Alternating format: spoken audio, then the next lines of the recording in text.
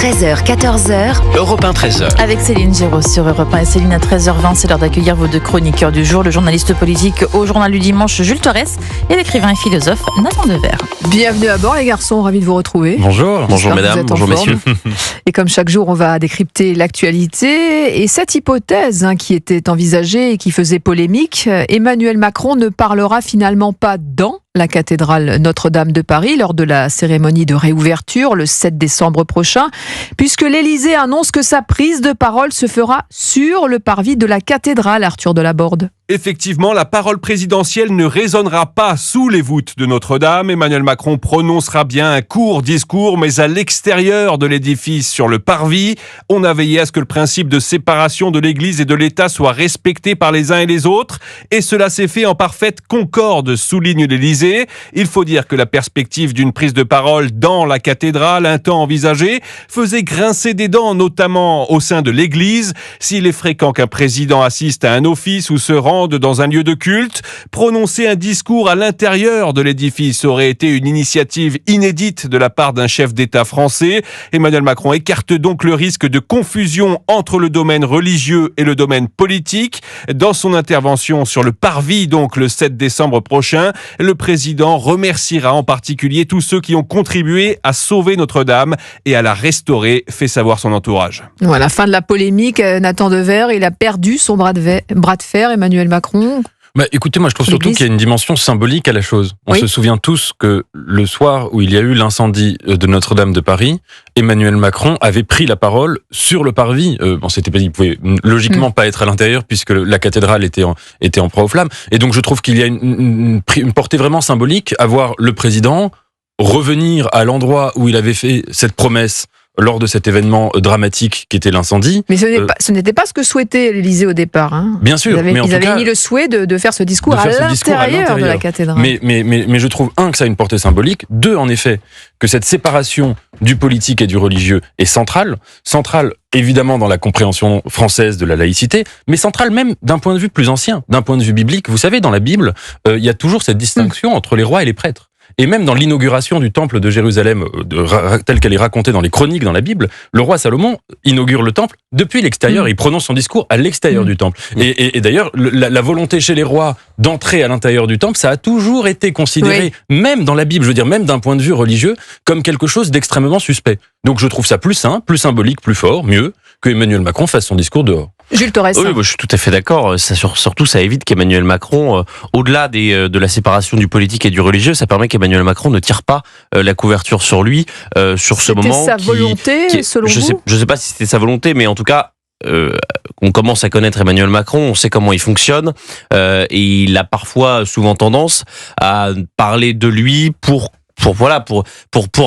tirer la couverture à lui. Et laisser une trace aussi quelque part. Pour laisser évidemment une trace. Et là, pour le coup, ce qu'on peut dire, c'est quand même la reconstruction de la cathédrale Notre-Dame, c'est sans doute l'une des seules, ou si ce n'est la réussite du passage d'Emmanuel Macron à l'Élysée. C'est que en 2019, le 19 avril, quand la cathédrale, quand tous les Français sont émus par cet incendie, eh bien lui, il dit, dans 5 ans, elle sera reconstruite. Tout le monde nous dit, c'est quand même osé.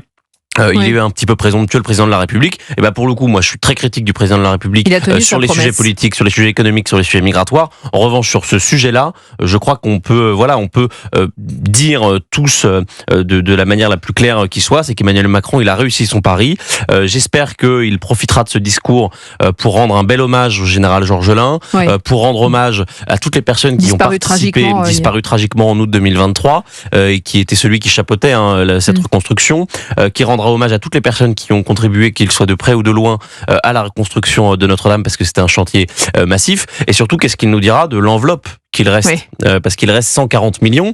On sait que Madame Rachida Dati a proposé l'idée que maintenant on paye pour 5 euros pour accéder, 5 euros pour accéder à Notre-Dame. Que peut-on faire avec ces 140 millions d'euros? Est-ce que ça peut aller pour les 5000 édifices religieux qui aujourd'hui en France sont en état de délabrement et en effet risquent de disparaître?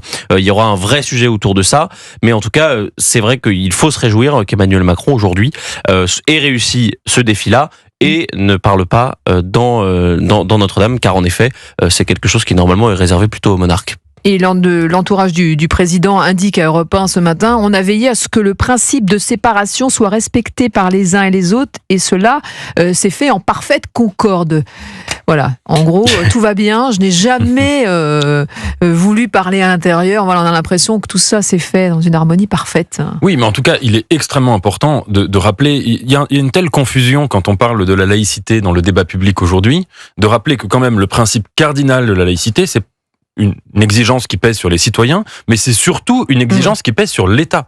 C'est le fait que les cultes n'essayent pas d'empiéter sur ce qui relève de la vie citoyenne, de la vie publique, de la vie collective, mais que l'État tâche de ne pas s'approprier les cultes. Et il est vrai que dans un contexte où les débats sur la laïcité deviennent de plus en plus confus, où cette notion peine, si vous voulez, à être définie avec un substrat historique précis et des principes qui sont clairement délimités, qu'il puisse y avoir une tentation comme ça de la part du président, c'est-à-dire symboliquement du monarque, de remplacer le prêtre, c'est quelque chose qu'on peut comprendre dans cette logique de l'époque. Et ce sera un court discours, hein, Jules Torres. Ce sera un court discours, mais c'est vrai qu'en plus, là où il y a une incompréhension, un quiproquo, c'est que c'est Monseigneur Ulrich qui avait annoncé qu'Emmanuel Macron parlera à l'intérieur. Donc c'est pour ça que moi je suis en incapacité de vous dire si oui ou non Emmanuel Macron le voulait vraiment. Oui, c'était l'archevêque effectivement qui avait émis ce souhait, mais après le diocèse derrière a dit voilà. Absolument. Donc c'est vrai qu'on a du mal à percevoir en tout cas la volonté d'Emmanuel Macron, oui ou non, d'y participer. Et je vous disais, quand Nathan parlait, j'ai fait une petite recherche. Il n'y a que Philippe le Bel, Henri IV d'Angleterre, Napoléon Bonaparte et Charles X qui ont déjà prononcé des discours dans Notre-Dame. Donc ça fait plus de 200 ans, en tout cas largement plus pour Napoléon. Donc c'est sûr que ça aurait été mal perçu, surtout par rapport au tournant qu'a pris la France au début du XXe siècle entre la séparation de l'Église et de l'État. Ça aurait été, à mon avis, pas au niveau, pas conforme à ce que la République aujourd'hui nous promet entre la séparation de l'Église et l'État si Emmanuel Macron avait parlé. Merci pour ce rappel historique et ces recherches. Et ne dites pas ça parce qu'Emmanuel Macron va changer d'avis. Là, c'est sûr. Allez, on reste ensemble évidemment sur Europe 1 dans quelques instants. On va revenir sur la fin de la traque de ce potentiel tueur en série, cet OQTF interpellé en gare de Lyon et qui circulait librement alors qu'il était dangereux. On va en parler, à tout de suite. Et vous aussi, auditeurs d'Europe 1, réagissez au 01 80 20 39 21, 13h-14h. C'est Céline Géraud sur Europe 1.